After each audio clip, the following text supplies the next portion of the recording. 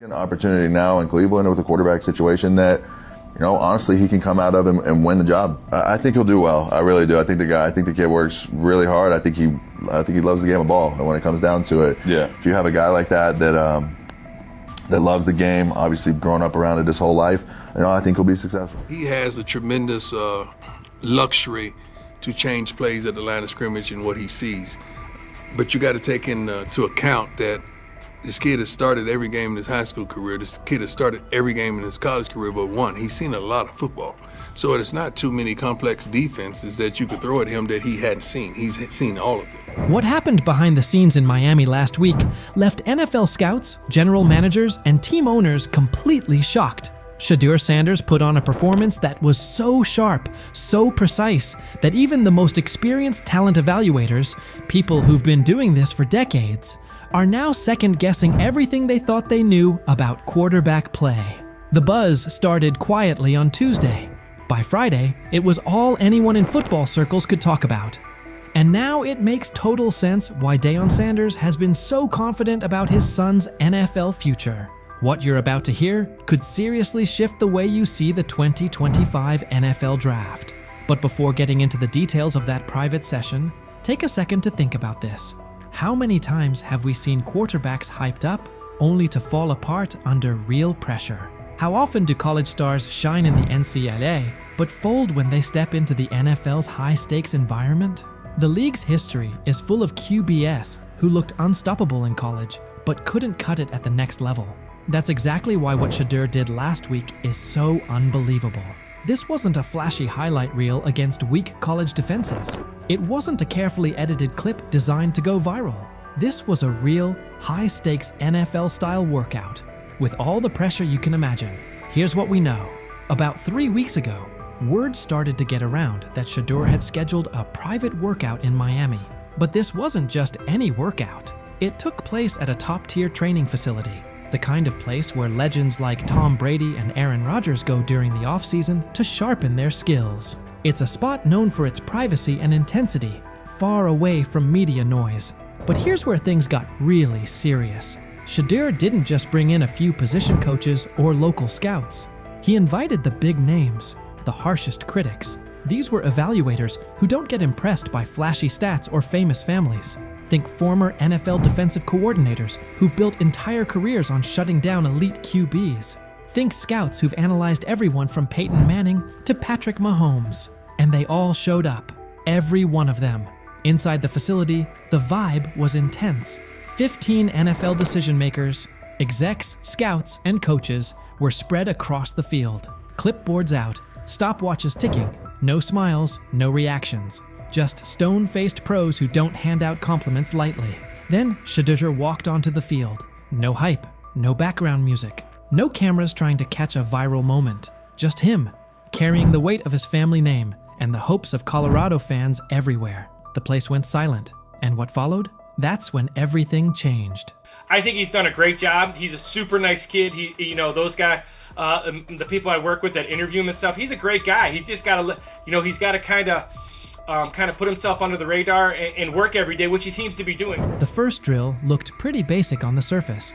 40-yard throws to stationary targets. Seems simple, right? Not exactly. These weren't college-level wideouts standing out there. They brought in former NFL receivers, guys who really understand how to create separation and run routes with pro-level precision. These are the kinds of receivers who can truly expose whether a quarterback has what it takes or not. Shedeur steps up to the line. First throw. Absolute laser. 40 yards, fast and clean. Tight spiral, right on target. Hits the receiver perfectly in stride. Scouts glance at each other, but no reactions yet. They've seen strong arms before. Then comes the second throw. Still 40 yards, but now it's a comeback route. Way more challenging. The timing has to be spot on.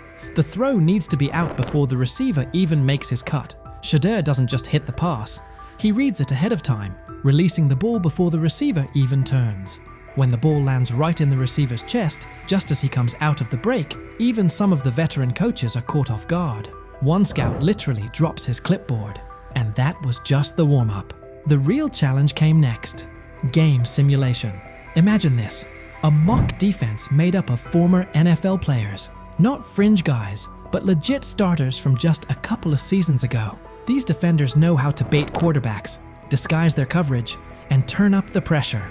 Here's the setup. 2-minute drill. Down 6 points. 85 yards to go. No timeouts. It's the kind of pressure that usually breaks college quarterbacks and separates the real ones from the hype. Shedeur lines up under center. The defense shows one look, but you can tell something's coming. There's a shift about to happen. Classic disguise to force confusion. As soon as the ball is snapped, the coverage rotates, just like expected. Most young QBs would freeze, panic, or try to force something risky, but not Shedeur.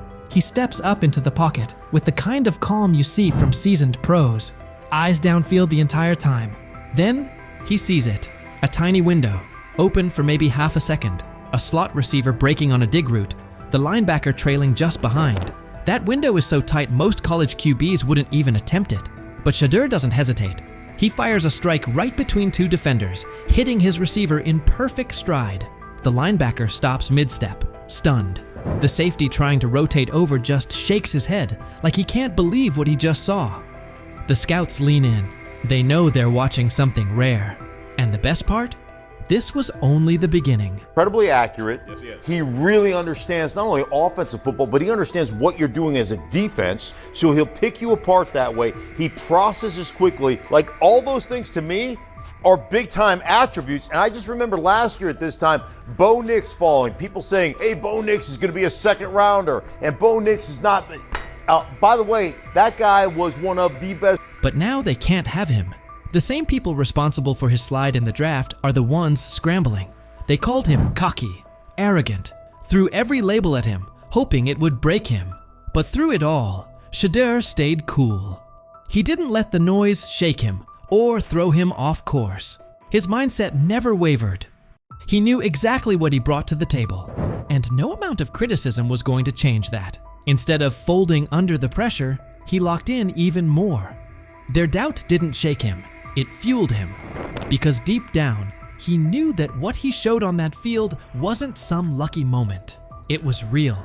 It was proof of who he is and what he's capable of becoming. And now, those same scouts are left second-guessing everything. They thought they had him figured out, but what they saw last week flipped their entire evaluation on its head.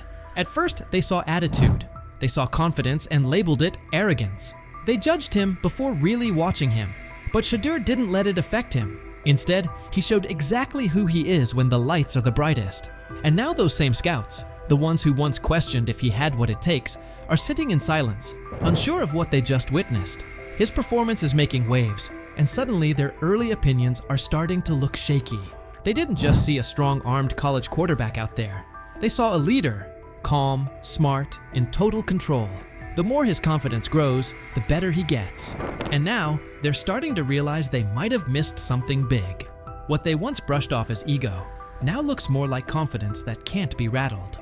And his ability to shine under pressure is forcing a lot of people to rethink how they evaluate talent. Every day that passes, the question gets louder. How long can they keep ignoring the guy they once dismissed? Have we ever seen a quarterback flip the narrative like Shedeur Sanders just did?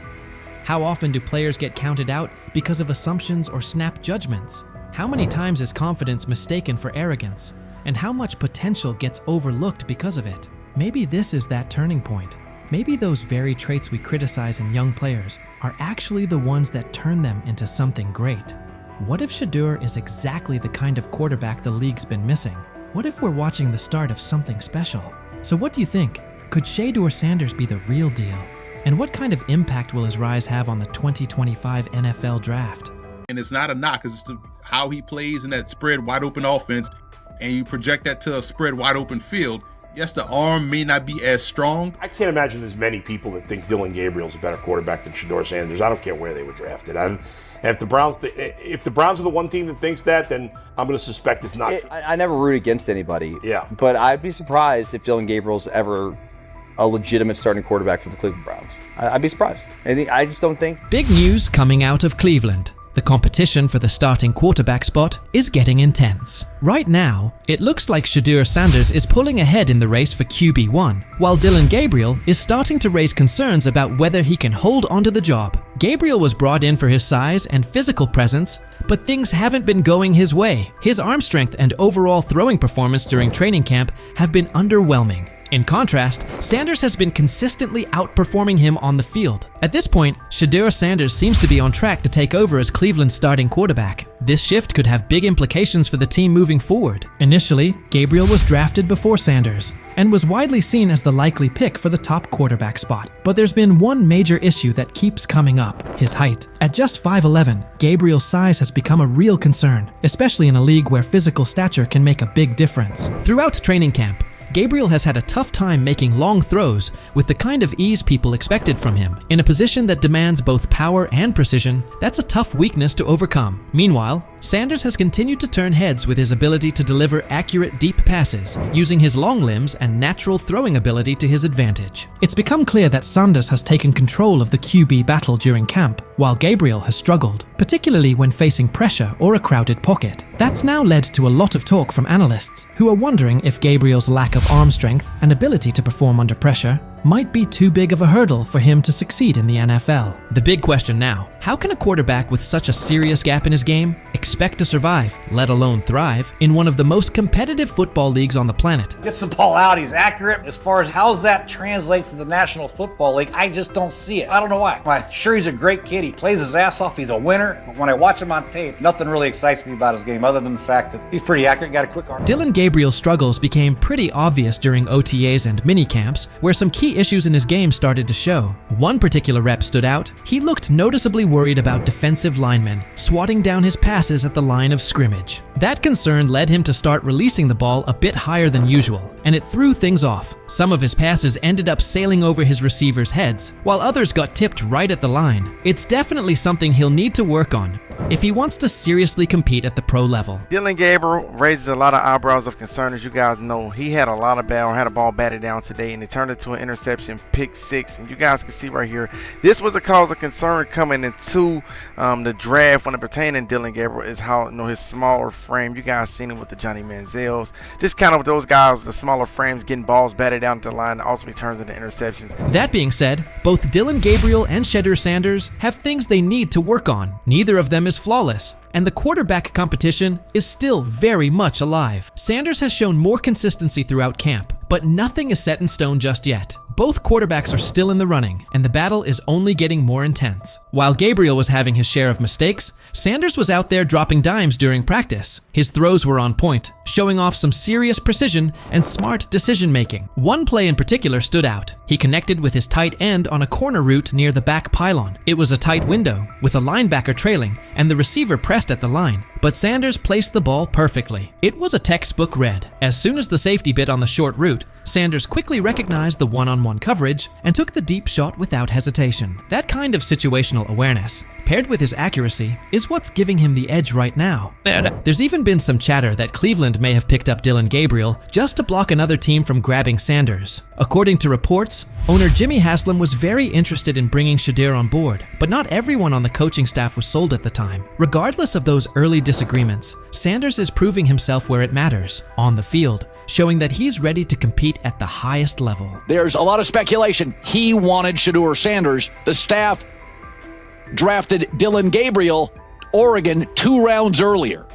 And they were doing that not because they necessarily loved Dillon Gabriel, they liked him, but they thought it would stop their impulsive owner from forcing them to draft in round 4 Shedeur Sanders. One thing that's really helped Shedeur Sanders stand out is how well he communicates on the field and takes charge of his teammates. His leadership and calm under pressure have pushed aside any lingering doubts about his potential, and he's steadily climbing to the top of the QB competition. The progress he's made in such a short span is making the coaching staff take a second look at their original plans. At this point, it's becoming clear that Sanders is making a serious case to be the future face of the Cleveland Browns. But it's not just the coaches he's winning over. Fans are fully backing him too. Across all age groups, people are showing strong support for Sanders, with many calling for him to be named the starting quarterback. His exciting playstyle, paired paired with his natural leadership and magnetic personality, has really struck a chord with the fan base. There's a noticeable buzz building around the idea of him leading the team, and fans are clearly invested in his journey.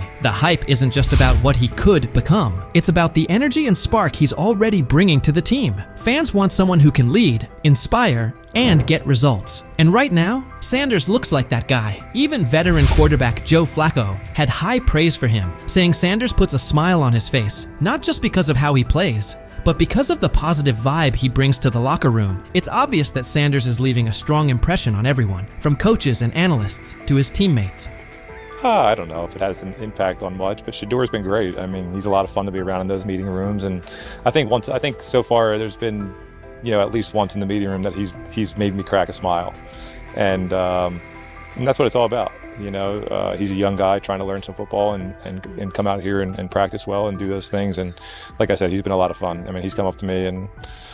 As the quarterback race in Cleveland picks up steam, it's becoming more obvious that Dillon Gabriel is slipping out of serious contention for the starting role. He came into camp with high hopes, thanks in large part to his size and athleticism, but his recent showings have raised some red flags. Gabriel's inconsistency with deep throws, especially when under pressure, has exposed a major weakness that's tough to ignore. Even with his solid build and physical tools, Gabriel just hasn't shown the kind of arm strength and accuracy needed to compete at the NFL level. His inability to stay composed and deliver under pressure has only fueled more concern about whether he can really hold his own in this league. Meanwhile, Shedeur Sanders is quickly climbing the depth chart, not just because of his standout play, but also due to his physical strength and mental grit. Sanders has been throwing with confidence and precision, even under duress, and he's consistently making smart reads when it counts. His accuracy and decision-making have really popped during training camp. What's more impressive is Sanders' commitment. Even without getting most of the first-team reps, he's stayed locked in and kept a disciplined approach. That work ethic, paired with his upbeat personality and leadership qualities, has earned him the respect of both his coaches and teammates. He's become a favorite among the fans, not just for what he's doing on the field, but for the energy he brings to the team overall. With Gabriel continuing to struggle, Sanders is clearly setting himself apart, not only with performance, but with presence. So now the question goes out to Browns fans. With Gabriel trying to find his footing, and Sanders making a strong push with solid play and leadership, who do you see taking over as QB1? Are you holding out hope that Gabriel bounces back? Or do you think Sanders is the obvious choice to lead this team into the future? Let us know what you think and who you're backing.